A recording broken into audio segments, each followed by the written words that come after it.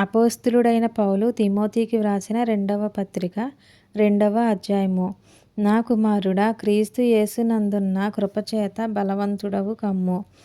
నీవు అనేక సాక్షుల ఎదుట నా వలన వినిన సంగతులను ఇతరులకును బోధించుటకును సామర్థ్యము గల నమ్మకమైన మనుషులకు అప్పగింపుము.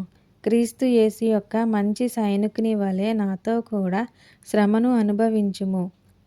సైనికుడెవడును యుద్ధమునకు పోవునప్పుడు తన్ను దండులో చేర్చుకొనిన వానిని సంతోషపెట్టవలెనని ఈ జీవన వ్యాపారములలో చిక్కుకొనడు. మరియు జట్టి అయిన వాడు పోరాడునప్పుడు నియమ ప్రకారము పోరాడుకుంటే వానికి కిరీటము దొరకదు. పాటుపడిన వ్యవసాయకుడే మొదట ఫలములలో పాలుపుచ్చుకొనవలసిన వాడు. నేను చెప్పు మాటలు ఆలోచించుకొనుము. అన్ని విషయముల యందు ప్రభువు నీకు వివేకము అనుగ్రహించును. నా సువార్త ప్రకారము దావీదు సంతానములో పుట్టి మృతులలో నుండి లేచిన యేసుక్రీస్తును జ్ఞాపకము చేసుకొనుము. నేను నేరస్తుడనై ఉన్నట్టు ఆ సువార్త విషయమై సంకెళ్లతో బంధింపబడి శ్రమపడుచున్నాను. అయినను దేవుని వాక్యము బంధింపబడి ఉండలేదు.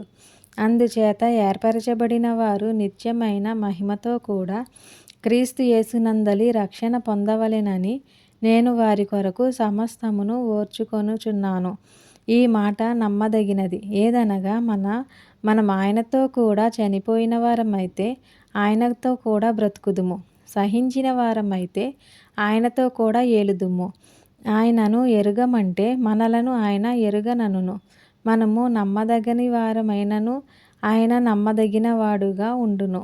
ఆయన తన స్వభావమునకు విరోధముగా ఏదియూ చేయలేడు. వినువారిని చెరుపుటకే గాని మరి దేనికిని పనికిరాని మాటలను గూర్చి వాదము పెట్టుకొనవద్దని ప్రభువు ఎదుట వారికి సాక్ష్యమిచ్చుచు ఈ సంగతులను వారికి జ్ఞాపకము చేయుము. దేవుని ఎదుట యోగ్యునిగాను సిగ్గుపడనక్కరలేని పనివానిగాను సత్యవాక్యమును సరిగా ఉపదేశించువానిగాను నిన్ను నీవే దేవునికి కనుపరుచుకొనుటకు జాగ్రత్త పడుము. అపవిత్రమైన వట్టి మాటలకు విముఖుడవై ఉండుము. అట్టి మాటలాడువారు మరి ఎక్కువగా భక్తిహీనులగుదురు. కొరుకుపుండు ప్రాకినట్లు వారి మాటలు ప్రాకును. వారిలో హుమెనయును ఫిలోతును ఉన్నారు. వారు పునరుద్ధానమును గతించెనని చెప్పుచు సత్యము విషయము తప్పిపోయి కొందరి విశ్వాసమును చెరుపుచున్నారు. అయినను దేవుని యొక్క స్థిరమైన పునాది నిలకడగా ఉన్నది. ప్రభువు తన వారిని ఎరుగను అనునది ప్రభువు నామమును ఒప్పుకొను ప్రతివాడును దుర్నీతి నుండి తొలగిపోవలెనను అనునదియు దానికి ముద్రగా ఉన్నది. గొప్ప ఇంటిలో వెండి పాత్రలను బంగారు పాత్రలను మాత్రమే గాక కర్రవియు మంటివి కూడా ఉండును. వాటిలో కొన్ని ఘనతకును కొన్ని ఘనహీనతకును వినియోగింపబడును. ఎవడైనను వీటిలో చేరక తన్ను తాను పవిత్రపరచుకొనిన ఎడల వాడు పరిశుద్ధపరచబడి యజమానుడు వాడుకొనుటకు అర్హమై ప్రతి సత్కార్యమునకు సిద్ధపరచబడి ఘనత నిమిత్తమై పాత్రయై ఉండును. నీవు యవనేచ్ఛల నుండి పారిపొమ్ము.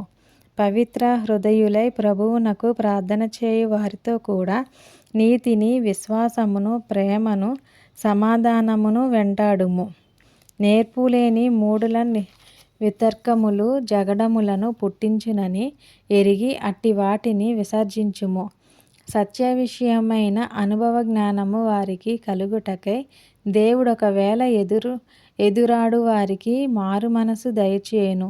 అందువలన సాతాను తన ఇష్టము చొప్పున చెరపట్టిన వాని యురిలో నుండి తప్పించుకొని మేలుకొనుదురేమో అని ప్రభువు యొక్క దాసుడు అట్టి వారిని సాత్వికముతో శిక్షించుచు జగడమాడక అందరి ఎడల సాధువుగాను బోధింప సమర్థుడుగాను కీడును సహించువాడుగాను ఉండవలెను. దేవుడు ఈ వాక్యమును దీవించి ఆశీర్వదించునుగాక. ఆమేన్. ప్రైజ్ లార్డ్ అందరికీ. ఈరోజు వాక్యం విన్నారు కదా, అలాగే ఇంకొంతమంది కూడా వినిపించండి. మన యూట్యూబ్ ఛానల్ని లైక్ చేయండి, షేర్ చేయండి, సబ్స్క్రైబ్ చేయండి. Thank you.